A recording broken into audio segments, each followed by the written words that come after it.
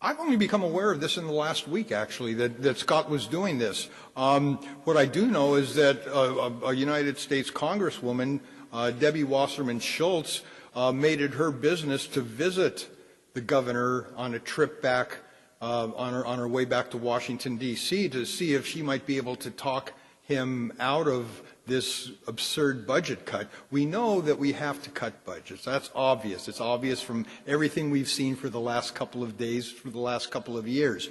But we have to do it intelligently, and we have to prioritize the kids. If we have a great program like ICAC, then we have to go with it. But how do you deal with that? You deal with it in the public forum, I guess.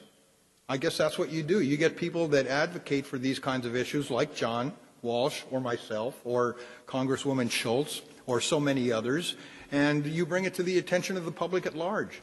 It's really clear. People are very clear about this. We want these guys dealt with.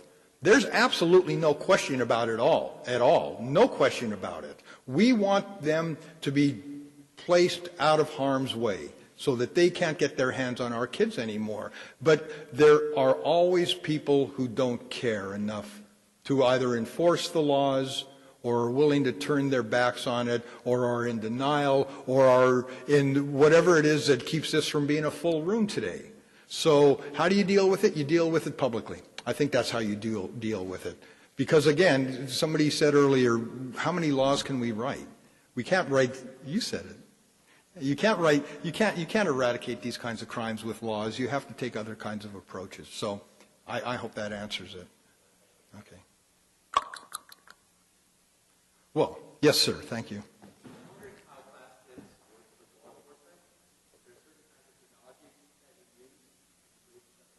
Well, Klaas Kids works in law enforcement primarily in a couple of different ways. In the search and rescue efforts, we try to convince law enforcement, and we've been very successful in doing this many times, that we can take a big burden off of their shoulders in search and rescue efforts, that it becomes extremely expensive to run these operations using the official search and rescue teams that exist, and they're wonderful. They're fabulous. They exist in every county in the United States.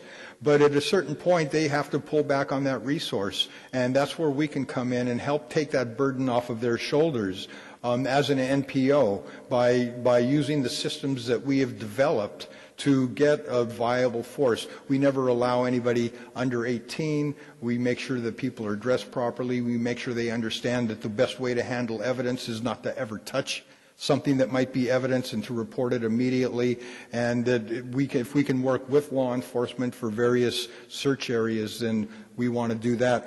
The second way that we have been working with law enforcement is through the Amber Alert. We work with them in Texas on the Amber Alert program in Texas, and quite frankly, I think our version of the Amber Alert and the way we think it should be done is far better than the federal Amber Alert program that came up, and I'll briefly explain why. Amber Alerts are statewide programs now. So if you have a child that's kidnapped, any state, let's say Northern California, a child that's kidnapped in Northern California, you have to send a request to Sacramento to the Amber Alert, state Amber Alert coordinator, who then makes a decision on whether or not the Amber Alert criteria has been met, and then has to get green lighted from various agency heads before an Amber Alert can be activated.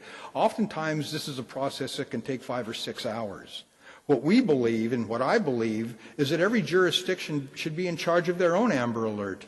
If they've made a determination that the community needs to know about this, then let the community know. We trust them with guns. We can't trust them with a decision like that. And once that decision, that decision has been made, once that trigger has been pulled, instead of going to the state, we have a program, our Beyond Missing program, that allows a cop to use a password-protected website to upload pictures, download form fields, and then do a radial distribution to the places that need it most, to law enforcement agencies, to media outlets, to convenience stores, to fast food outlets, to service stations and highway motels, things like that. And the National Center for Missing and Exploited, they always say, well, you're going to create cry wolf scenarios, and you're going to overuse the system. Well, I don't believe that's true at all. I believe that if no Amber Alert ever extended beyond 200 miles, that you're not going to create those kind of cry wolf scenarios. What you're going to do is you're going to have a much more efficient service that helps every kid equally. Because another problem with it, and this is even a bigger problem on the East Coast where the states are small, if you have an Amber Alert in Delaware, then you're going to have to notify and get permission from every adjoining state's Amber Alert coordinator before you can send the Amber Alert over into the next state. It's insanity. So anyway, I think a local control and a logical kind of a distribution, a logical and quick distribution is really the answer to that. Sir.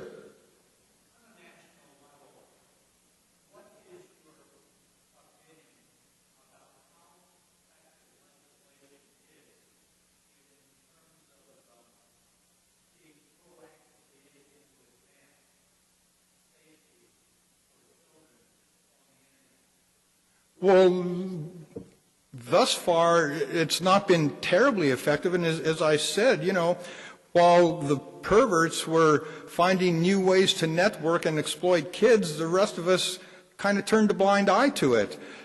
This has been called a groundbreaking conference. It is. Nobody's talking about this stuff. This is a groundbreaking conference. I've not seen anything else like this anywhere in the United States. Again, Michael, good for you for putting this together. There's the Senator Biden, Vice President Biden's Act, the PROTECT Act of 2008, which has made huge advances in going after the pornographers themselves. There's the e-stop legislation that has been effective in this state and will hopefully be effective in California as well. And then there are bits and pieces of other legislation, but it's an ad hoc system. There really hasn't been a lot of attention paid, and as a result of that, we're playing a crazy game of catch-up here. That they're a lot more savvy and they got a lot more going on than we have resources to be able to battle them at this point. And it's too bad that we weren't keeping pace, because I think we could be in a lot better shape than we are now. Yes, sir.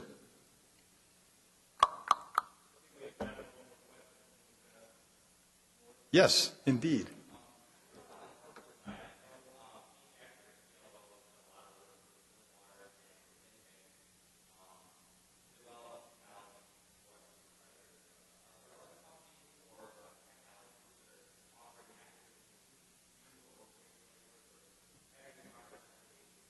Yeah, not that really that I'm aware of. I mean, there are certain amounts of funding that are available from organizations. I know that there's a huge interest in this issue in the home security industry, but they just figure, I guess, it can sell more product. I don't want to be too cynical because we do work with these folks, but I really don't know. And let me say something about NCMEC. I really have to do this.